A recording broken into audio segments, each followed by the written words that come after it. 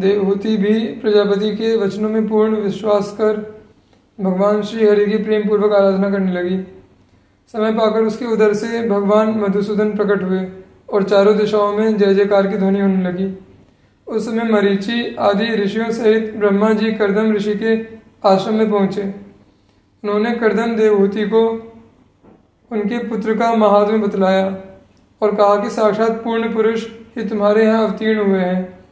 इनके केश कलाप सुवर्ण के समान कपिल वर्ण होने के कारण ये जगत में कपिल नाम से विख्यात होंगे।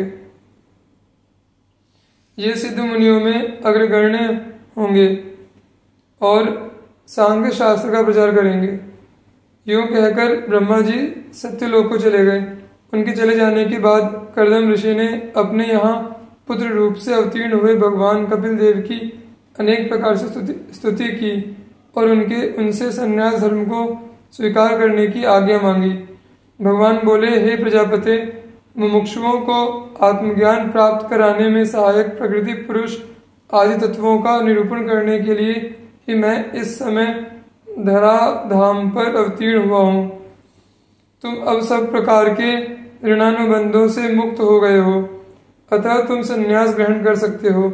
यद्यपि तुम्हें घर में भी मुक्ति की प्राप्ति कठिन नहीं है, परंतु तुम मुझे बराबर स्मरण करते रहना और अपने समस्त कर्मों को मुझे अर्पण कर मोक्ष की प्राप्ति के निमित्त मेरी उपासना में लगे रहना। यद्यपि यह सूक्ष्म आत्मज्ञान का मार्ग बहुत पहले से चला आ रहा है, तथापि बहुत काल बीत जाने से वह लुप्त सा हो गया है, अतः उसका पुनः प्रचार करने के निमित्त ही मैं पृथ्वी पर प्रकट हुआ हूँ। सकल प्राणियों के अंतःकरण में रहने वाले मुझ स्वयं प्रकाश परमात्मा को अपने देह स्थित आत्मा में देखकर तुम शोक से छूट जाओगे और मोक्ष सुख को प्राप्त करोगे। मैं देवहूति माता को संचित और क्रियमाण आदि सब प्रकार के कर्मों की वासनाएं मन से दूर करने वाली अध्यात्म विद्या कहूंगा, जिसके प्रभाव से यह देवहूति संसार भय को तर जाएगी और मोक्ष सुख को प्राप्त करेगी। भगवान कपिल देव के इन वचनों को सुनकर कर्दम ऋषि परम प्रसन्न हुए और भगवान की प्रदक्षिणा कर वन को चले गए। वे सकल संगों को त्याग कर अहिंसा व्रत का पालन करते हुए पृथ्वी पर विचरने लगे। उन्होंने अपने उत्कट भक्ति योग के द्वारा अंतर्यामी भगवान वासुदेव के चरणों में मन लगाकर उत्तम भगवत भक्तों को प्राप्त होने वाली भागवती गति को प्राप्त किया।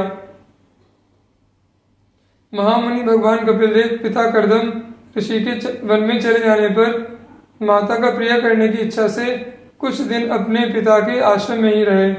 एक दिन ब्रह्मा जी के कथन को स्मरण कर देवहूति आसन पर बैठे हुए वास्तव में कर्म रहित किंतु मुमुक्षुओं को तत्व मार्ग दिखाने वाले अपने पुत्र से कहने लगी, हे प्रभो, मैं इन दुर्निवार इंद्रियों की तृप्ति के निमित्त विषयों की अभिलाषा से अत्यंत शांत हो रही हूँ।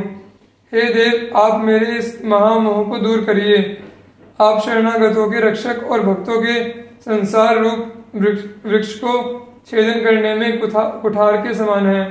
माता के इन वचनों को सुनकर कपिल देव मन ही मन बड़े प्रसन्न हुए और मुस्कुराते हुए बोले, हे माता, इस आत्मा के बंधन और मुक्ति का कारण चित्त ही है, चित्त के सिवा कोई दूसरा नहीं। यह चित्त शब्दादि विषयों में आसक्त होने पर बंधन का कारण होता है और वही ईश्वर के प्रति अनुरक्त होने पर मुक्ति का कारण बन जाता है। इसी प्रकार दुष्ट पुरुषों का संग जीवात्मा को बांधने वाली दृढ़ फांसी है और सत्पुरुषों के संग को शास्त्रों में मोक्ष का द्वार कहा गया है। अतः हे जननी, तुम्हें सत्पुरुषों का ही संग करना चाहिए। साधुओं के सत्संग से ही मेरे प्रभाव का यथार्थ ज्ञान कराने वाली और अंतःकरण को सुख देने वाली कथाएं सुनने को मिलती हैं, जिनके श्रवण से भगवान में श्रद्धा, प्रीति और भक्ति क्रमशः उत्पन्न होती है।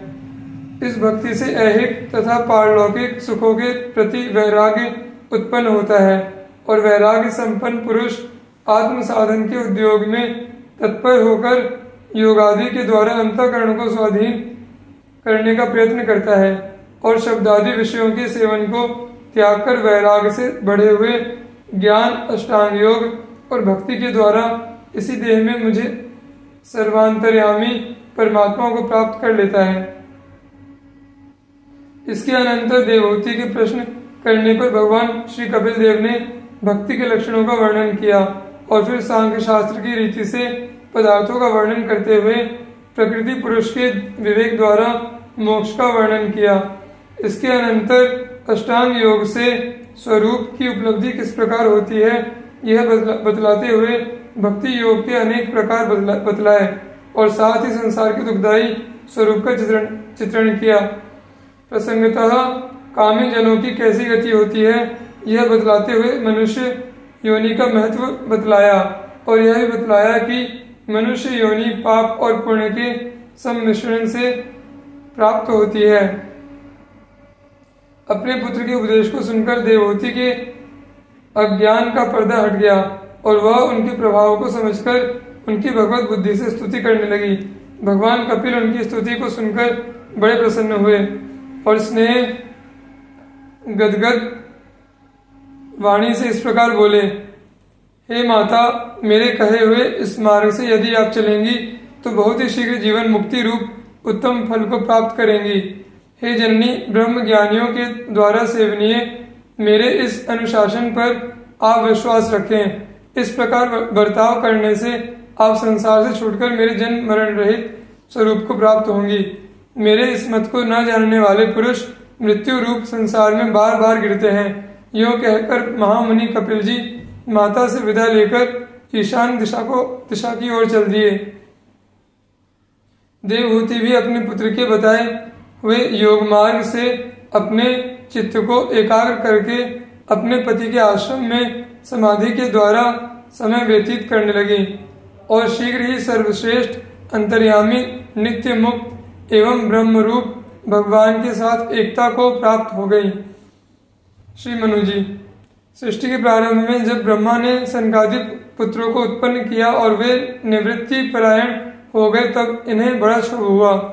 इस क्षोभ के कारण ब्रह्मा रजोगुण और तमोगुण से अभिभूत हो गए। इससे ब्रह्मा के दाहिने अंग से स्वयंभुव मनु की और बाएं भाग से शत्रुपा की उत्पत्ति हुई।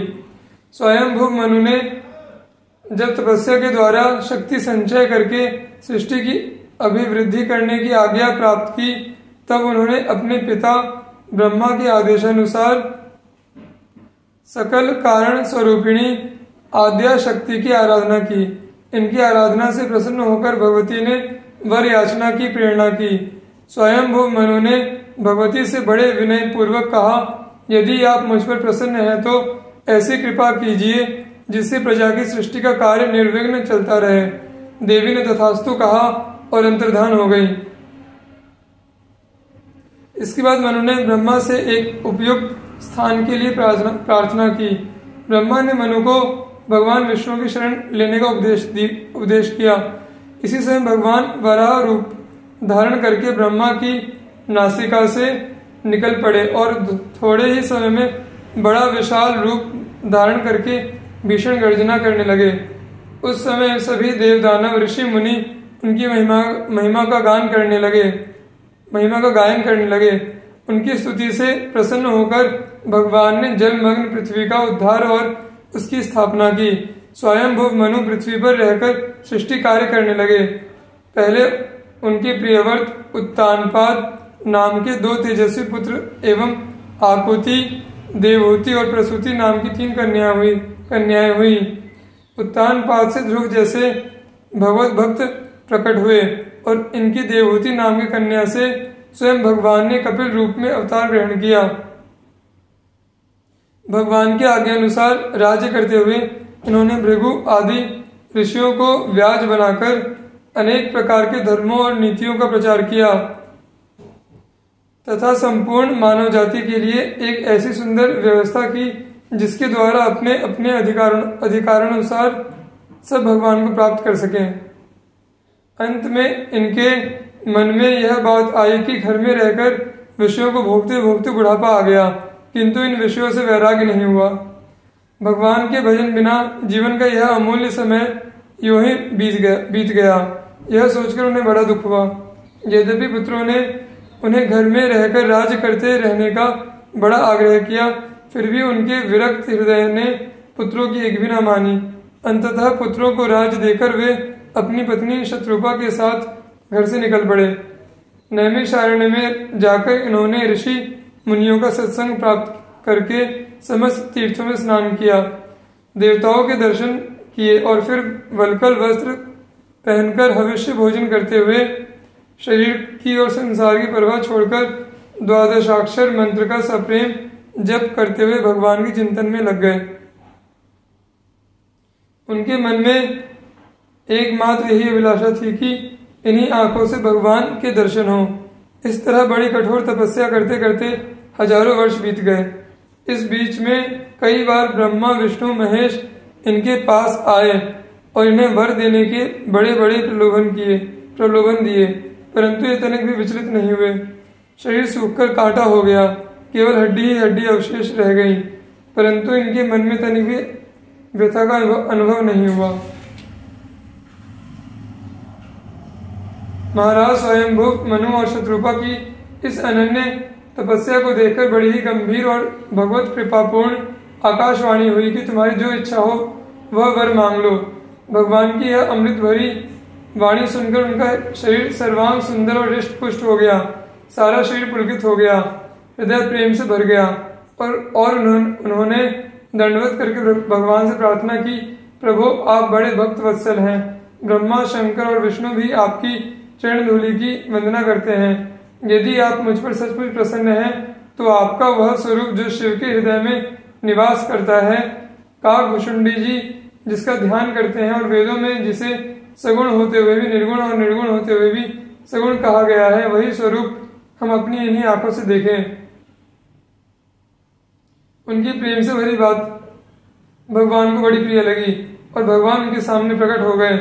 दंपति का ध्यान टूटा और उन्होंने भगवान श्री राम की ओर देखा। भला भगवान की उस रूप माधुरी का कोई क्या वर्णन कर सकता है। आदि शक्ति भगवती सीता और पुरुषोत्तम भगवान राम की अनूप रूप राशि को देखकर उनकी आंखें निर्निमेष हो गईं। उन्हें तृप्ति होती ही न थी।